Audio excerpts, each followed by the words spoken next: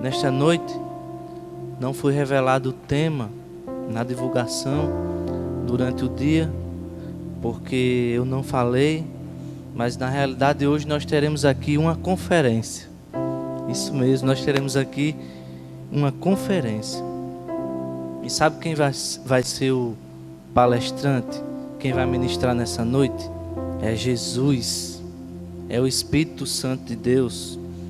Já imaginou se Jesus chegasse agora onde você está aí, na sua casa, assistindo essa live, e dissesse: olha, vamos lá, vamos voltar ao tempo agora, vamos lá na Palestina, e você vai passar 2 meses andando comigo, e você vai aprender algumas lições.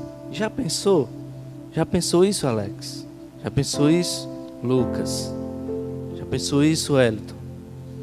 Jesus chegando e lhe chamando: vamos voltar ao tempo, vamos lá passear comigo naquelas ruas, naquela praia do mar da Galileia, daquele lago. Nós podemos fazer isso. Como nós podemos fazer isso? Todo dia, se a gente quiser. Aqui, ó, é só vir aqui na palavra de Deus, é só vir aqui nos evangelhos, e você vai poder voltar ao tempo e andar lado a lado com Jesus. Sabe como é o nome dessa conferência? Discipulando com o Mestre Jesus. Porque eu decidi falar sobre discípulos, sobre como discipular. Nós passemos um tempo refletindo em casa, algumas lições nós aprendemos. Eu creio que a gente tem que voltar com um empenho maior do que a gente já tinha, porque muitas pessoas elas tinham o costume, ou já estavam acostumadas em estar mais próximo a nós, mais próximas uma das outras. Então eu creio que deu um pouco uma afastada assim, digamos assim. E falar de discipulado hoje vai ser uma forma da gente relembrar algumas coisas, e da gente retomar algumas ideias e colocar em prática aquilo que nós vimos esses dias em casa, aparar as arestas. Então, eu quero propor aqui uma coisa. Eu achei muito bacana que eu vi na última live no domingo, onde o pastor ministrou, algumas fotos de alguns irmãos colocando com a agenda do lado, né, com a Bíblia e anotando. Eu vou propor que você vá lá no grupo da igreja agora. Eu vou pedir para você tirar uma foto também. Arruma uma folhazinha para rascunhar. Eu peço que você anote o que você vai ouvir aqui esta noite, porque será de suma importância. E os 5 primeiros que colocar lá a foto com a canetinha e com a agenda vai ganhar um negócio que eu digo já. Vai ter um brinde aqui, hein, pastor? Vamos lá. Todo mundo queria estar em casa aqui, quem está aqui. Poucas pessoas, gente, porque não pode aglomerações, né? Então vá lá, vá colocando aí. Nós vamos aqui dar início. Então nós vamos falar de discipulado, mentoria, liderança, tudo envolve isso, mas discipulado é uma coisa bem mais próxima, né? Então nós iremos aprender a discipular com o mestre, aquele que, na minha opinião, foi e é ainda o maior discipulador, o maior professor, o maior mentor das nossas vidas, e foi com certeza naquele tempo que ele esteve aqui na terra. Apesar de não ter tanta experiência no assunto, mas eu creio que Jesus, de fato, ele era um discipulador, um mestre na arte de atrair pessoas, de cuidar de vidas. E nesse livro aqui, eu trouxe um livro aqui do Augusto Cury, que é Nunca Desista dos Seus Sonhos, e ele fala aqui de Jesus, em uma parte desse livro, como o maior vendedor de sonhos. E ele fala, em uma parte desse livro, o seguinte: o maior vendedor de sonhos de todos os tempos, contrariando a lógica, escolheu uma equipe de jovens completamente despreparada para a vida e para executar um grande projeto. Os discípulos correram riscos ao segui-lo, mas ele correu riscos incomparavelmente maiores ao escolhê-los. Ele correu riscos incomparavelmente maiores ao escolhê-los. E é sobre alguns aspectos desse discipulado de Jesus entre esse grupo de apóstolos que eu quero aqui destacar algumas coisas. Nós sabemos que nessa equipe Jesus tinha 3 desses 12 discípulos que eram mais achegados a ele: Pedro, Tiago e João. Nós sabemos muito bem disso. E do nosso ponto de vista, essa predileção de Jesus poderia ser até, algumas pessoas podem até pensar que Jesus amava mais esses 3. Mas, na verdade, com certeza, Jesus, ele não faria isso. Claro que ele não faria isso.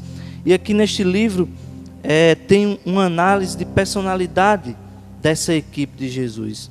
Eu quero falar da análise da personalidade desses 3 discípulos. Eu vou começar aqui por Pedro. Pedro era o mais forte, determinado e sincero do grupo, porém era inculto, iletrado, intolerante, irritado, agressivo, inquieto, impaciente, indisciplinado, não suportava ser contrariado. Tem alguém já se identificando com esse tipo de personalidade? Não era empreendedor e, como muitos jovens, não planejava o futuro. Vivia somente em função dos prazeres do presente. Suas desqualificações não paravam por aí. Era hiperativo, intensamente ansioso, impunha e não expunha suas ideias.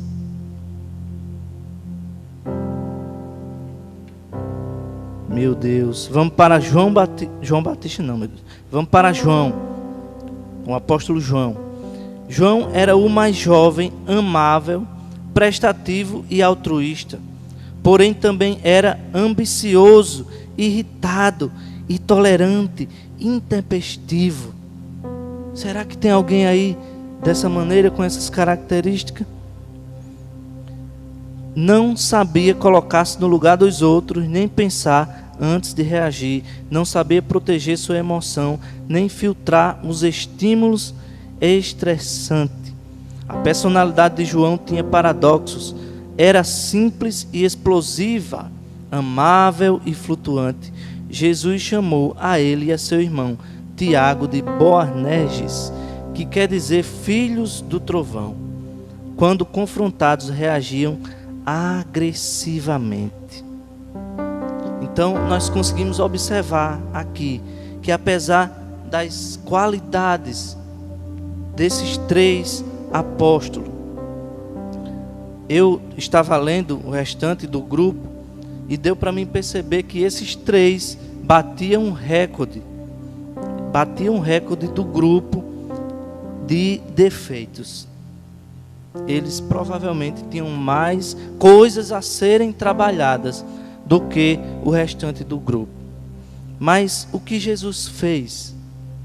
E está aqui a primeira lição que nós aprendemos hoje. Eu quero que você aí comece a notar isso. Primeira coisa que um discipulador, que um mentor tem que fazer, era o que Jesus fez com esses 3. Ele colocou os mais trabalhosos mais perto. Então, com isso nós aprendemos que aquelas ovelhas que tem tanto carrapicho, que muitas das vezes ninguém quer mexer, ninguém quer lá tirar, limpar, aquela ovelha, aquele discípulo, aquela pessoa que acabou de sair da prisão, do presídio, onde muitas pessoas não têm a coragem. Jesus, ele fez isso. Ele colocou aquelas pessoas que mais precisavam de ter o seu caráter mudado pelo Evangelho, pelo novo tempo, colocou perto de si. E eu me lembro que quando eu era mais novo, quando eu era criança, meu pai, E minha mãe, creio que ela está nos assistindo agora, mas eu estou usando só isso como um exemplo para que a gente possa entender. Meu irmão, ele dava muito trabalho. Chegou um certo tempo que ele deu muito trabalho. E o que aconteceu foi que eu ficava mais no canto, no escanteio. Eu até falava uma famosa frase que toda a minha família conhece. Eu dizia: eu sou a ovelha negra da família, ninguém se importa comigo, só dão atenção ao meu irmão, que dá tanto trabalho. Mas na realidade o que eles estavam aplicando era esse primeiro exemplo do bom mestre Jesus, de colocar os mais trabalhosos mais próximos para cuidar. O caso do filho pródigo também, que saiu, gastou tudo do pai, desperdiçou a herança. Quando ele voltou, o pai está lá de braços abertos esperando ele. O que aconteceu? O pai o abraçou e cuidou dele, colocou a melhor roupa, sandálias, um anel do dedo, devolveu a posição de filho. Mas o irmão mais velho, ele ficou com ciúmes, e ele era tão certinho, estava lá servindo ao pai no campo. E aí a gente também tem outro lado, os irmãos ciumentos.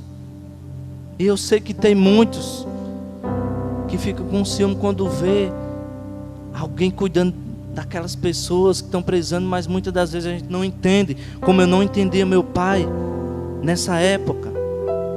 E às vezes também em nosso meio, eu estou falando com relação ao trabalho.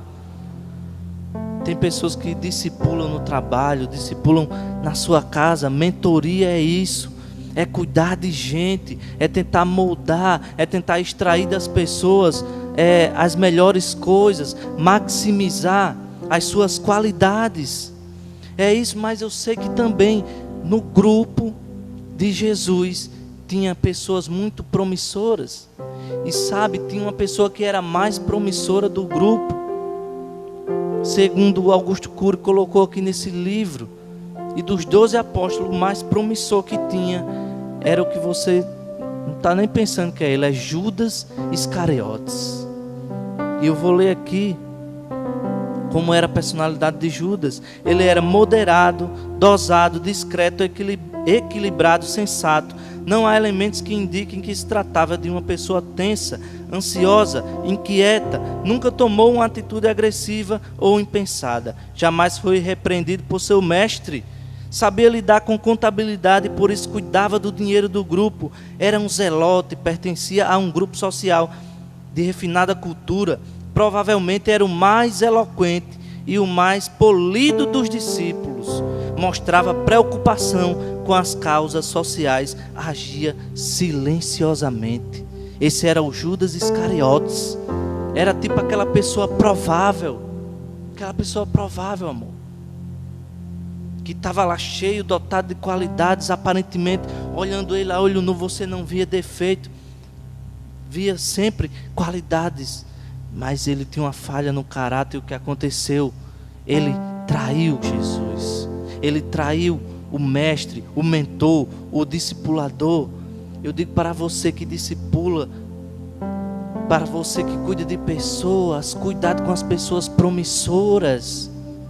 Eu não estou dizendo que elas não vão ser uma bênção, não. Mas cuidado, que essas pessoas são muito promissoras à vista, elas escondem um grande defeito no seu caráter. Essa pessoa pode lhe trair. Você pode estar criando cobra e nem sabe. Você pode estar criando uma jararaca e nem sabe. Pois cuidado também com os promissores. Não estou dizendo que você vai excluir essas pessoas, não. Mas que você não vai julgar as pessoas só pelo que elas fazem, pelo talento. Não, faça como Jesus. Jesus olhava para o coração das pessoas. Segundo exemplo que nós aprendemos com Jesus, o grande discipulador, está em João no capítulo 13, no versículo 15, e é no lava-pés. No versículo 15 de Jesus, após lavar os pés dos discípulos, ele diz: eu dei o exemplo para que vocês façam também. Então o que Jesus fez, o que o mestre fez, o que ele estava tentando ensinar, ele estava dizendo que um bom mestre, um bom discipulador, um bom mentor, ele faz primeiro, ele dá o exemplo, ele põe a mão na massa primeiro do que todo mundo. Se ele marca alguma coisa, ele chega meia hora antes, uma hora antes, não falha. É aquela pessoa que propõe alguma coisa e ele é o primeiro lá. É aquela pessoa que diz: olha, vamos limpar lá o terreno da igreja, vamos limpar a frente da igreja, ou vamos ali para fazer uma solidariedade, uma ação social. É aquela pessoa que propõe e é aquela pessoa que está lá primeiro do que todo mundo. É aquela pessoa que se mexe. Eu digo como minha sogra fala: se mexa, senão o sangue talha, senão você vai ficar duro. Faça igual o apóstolo Judá Bertelli também, com a boca escancarada, esperando a morte chegar. Se mexa. Se você quer ser um bom discipulador, você tem que fazer primeiro, tem que ser o exemplo. Em 1 Pedro capítulo 5 e versículo 3, deixa eu abrir aqui para me ler para vocês. 1 Pedro capítulo 5 versículo 3, mas eu quero ler o 2 e o 3. Aqui o apóstolo Pedro, ele está dando instruções a presbíteros que, assim como ele, estavam cuidando de rebanhos. Diz o seguinte: alimentai o rebanho de Deus que está entre vós, assumindo o cuidado dele, não por força, mas voluntariamente, não pela ganância do lucro, mas com um espírito pronto. Versículo 3: nem como senhores sobre a herança de Deus, mas como exemplo para o rebanho. E a palavra exemplo aqui quer dizer em grego tupos, que significa padrão. Que padrão de discipulador você está passando para as pessoas? Que padrão de mentor você está passando para as pessoas? Qual é o teu padrão? Então, nós temos que dar exemplo. Primeiro nós temos que dar o exemplo, assim como Jesus fez. Aleluia. Glória seja dada ao nome do Senhor. Terceira lição que nós aprendemos com Jesus, vá anotando aí. E eu vou dizer o que você vai ganhar. Você, quem colocou a foto aí no grupo, não sei se alguém colocou, mas se você colocou, você acaba de ganhar. Você acaba de ganhar uma inscrição gratuita para esta conferência que você está vendo. Te peguei, não foi? Era só para você se mexer, para você do sangue não talhar, né? Mas vamos continuar. Terceiro exemplo, terceira lição do discipulado do mestre amado Jesus, está em Mateus no capítulo 26 e no versículo de número 38. E Jesus estava no Getsêmani, e no versículo 38 ele olha para aqueles três, olha lá, os três que davam mais trabalho do grupo, Pedro, Tiago e João, e ele diz: minha alma está profundamente angustiada. Ele estava prestes a subir no madeiro para dar a vida por mim e por você. Ele olhou para eles, para os três, e confessou que a sua alma estava profundamente angustiada.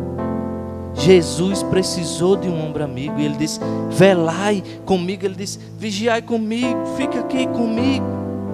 E muitas das vezes nós, como mentores, como discipuladores do nosso lar, do nosso trabalho, seja em qualquer meio, na escola, na obra do Senhor, nós precisamos fazer como Jesus, olhar para alguém que está do lado, alguém até inferior a nós. E os três eram inferior a Jesus, não se comparava, mas Jesus humildemente olha para eles e diz: minha alma está profundamente angustiada.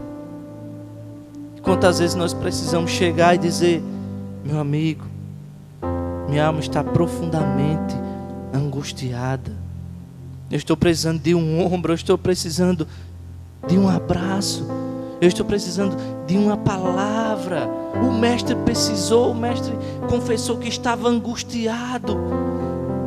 Há pessoas inferiores a Ele na capacidade, no poder. Mas se o Mestre fez isso, quem é você? Quebra logo esse orgulho. Você não é toda essa Coca-Cola no deserto, não. A única Coca-Cola no deserto, como dizia minha esposa há um tempo bem distante atrás. Você não é. Então chega, não importa. Claro que você não vai procurar qualquer pessoa, mas muitas das vezes quem está perto é aquelas pessoas que nós estamos cuidando. Então a gente chega e diz: cara, eu estou precisando de um abraço, eu estou precisando de uma palavra de ânimo. E era isso que Jesus estava precisando.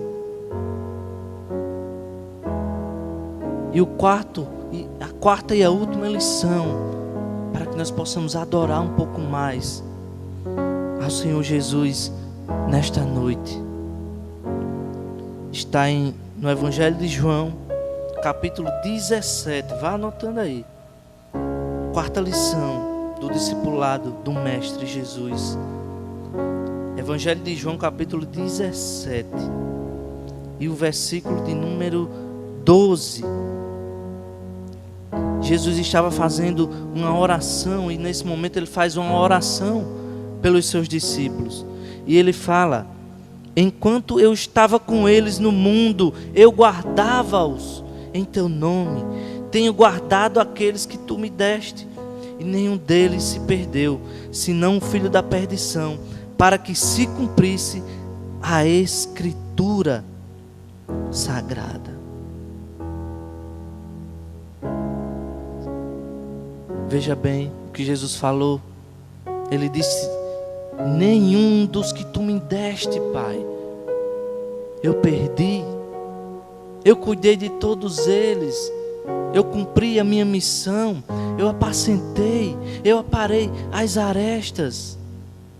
Eu moldei de uma certa forma o caráter deles. Eu não desprezei. Eu não fiz acepção com nenhum deles. Eu cumpri o meu papel. Era isso que Jesus estava dizendo. Que não se perdeu nenhum dos que estavam com ele, a não ser o filho da perdição, que era Judas. Então, eu lhe pergunto: quantas pessoas você deixou pelo caminho? Quantas pessoas você perdeu? Quantas pessoas você, por algo que você fez, por um erro seu, você já perdeu ao longo da sua trajetória? Mas eu sei que tem pessoas que irão trair, e essas pessoas irão trair mesmo você. Você vai ser traído muitas vezes. Em uma outra ocasião também, em João capítulo 6, por volta do versículo 66, as pessoas não aguentaram a dureza de algumas palavras de Jesus, e elas também foram embora. Jesus olhou para os discípulos e disse: vocês também irão me abandonar? Pessoas também vão te abandonar, mas você não pode perder as pessoas.